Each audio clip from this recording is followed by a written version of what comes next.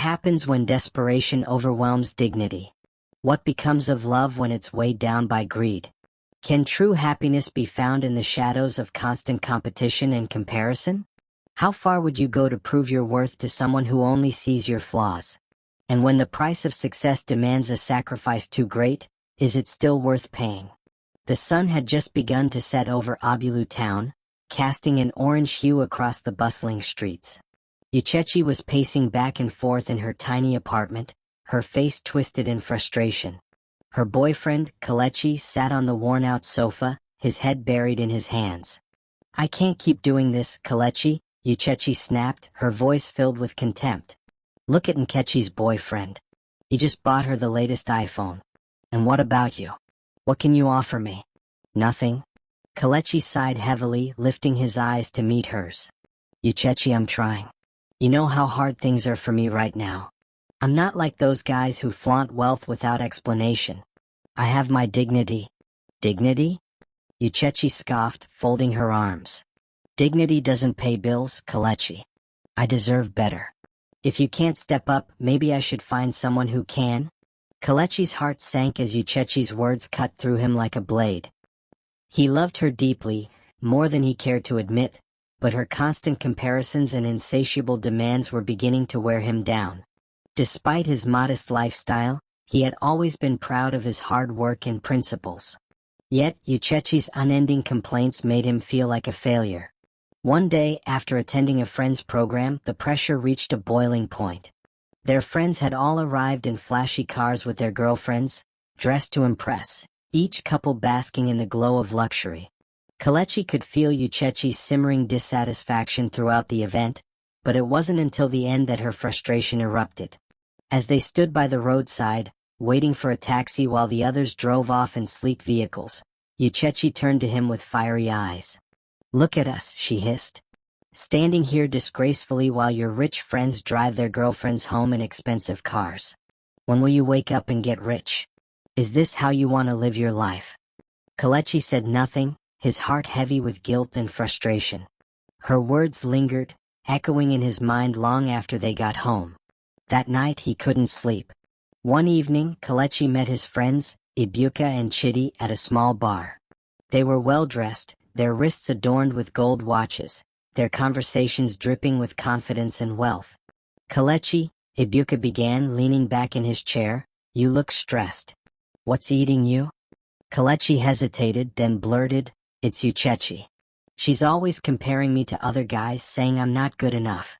I don't know what to do." Ibuka and Chidi exchanged a knowing glance. "Why don't you let us help you?" Chidi said, a sly smile playing on his lips. "Help me how?" Kelechi asked, his brow furrowed. "There's a way to make money, real money," Ibuka said, lowering his voice. "But it's not for the faint-hearted." Kelechi's stomach churned. He had heard whispers about the dubious ways some of his friends had amassed wealth, but he had always avoided getting involved. "I don't know," he muttered, shaking his head. "Think about it," Ibuka pressed. "Uchechi wants a rich boyfriend, right? This is your chance to give her everything she's been asking for." For days, Kelechi wrestled with his thoughts, the weight of his dilemma growing heavier with each passing hour. Uchechi's incessant complaints, her constant reminders of their struggles, only added fuel to the fire raging inside him. Every word she hurled felt like a push closer to the edge. One evening, after yet another heated argument that left his nerves frayed, Kelechi found himself unable to resist the pull any longer. "Fine," he muttered into the phone, his voice low and defeated as he spoke to Ibuka. "Show me the way. Let's get this over with." The following night, Kelechi was led to a dimly lit shrine deep in the outskirts of Obulu town. The air was thick with the smell of incense, and a strange sense of foreboding gripped him as he stepped inside. A man dressed in red robes stood at the altar, his piercing gaze making Kelechi's skin crawl. "Are you ready to change your destiny?" the priest asked. Kelechi nodded hesitantly. "To gain wealth, you must give something precious," the priest continued. "The one you love most must be sacrificed. Her body parts will seal the ritual." Kelechi's blood ran cold. "What? No. I can't do that." "You came here because you wanted wealth," the priest said sharply. "This is the price. Before Kelechi could protest further, Ibuka placed a hand on his shoulder. "We've all done it, Kelechi. It's the only way." Kelechi returned home that night, his mind a storm of guilt and fear, each thought heavier than the last. The weight of his recent choices pressed down on him like an iron chain, yet he couldn't bring himself to share his burden. Uchechi greeted him with her usual complaints, her tone sharp and accusatory, as if her words could pierce through his defenses. "Why do you look so lost?" she snapped, her hands on her hips. "You're always daydreaming instead of finding ways to improve our lives. Are you even trying?" Kelechi's gaze flickered toward her but didn't linger. He said nothing, choosing silence over confrontation. Retreating to their dimly lit bedroom, he sank onto the bed, his body heavy with despair. His friend's words haunted him like a ghost, their voices repeating the same phrase over and over in his mind. "It's the only way." Days passed and Kelechi's internal struggle deepened. His friends called him constantly, urging him to follow through. The items given to him by the priest, a small vial of oil and a talisman, remained hidden in his drawer.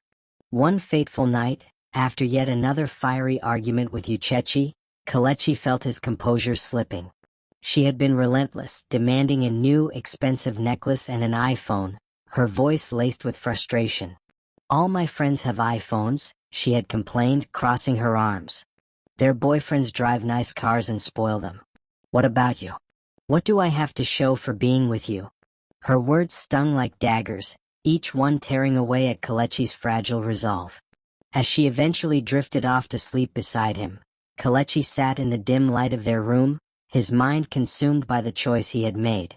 Quietly, he reached for the small vial hidden in his pocket, its contents cold against his trembling fingers. With a deep breath, he rubbed the oil onto Uchechi's skin. Almost instantly, her body went limp, her breathing shallow, leaving Kelechi staring at her in horror. Tears streamed down Kelechi's face as he carried out the gruesome act. Each cut felt like a dagger to his own soul, but he convinced himself it was for the greater good. By dawn, Uchechi's dismembered body lay in pieces, her remains stored in a wheelbarrow covered with a tarp. Kelechi wheeled the barrow down a deserted alley, his heart pounding with every step.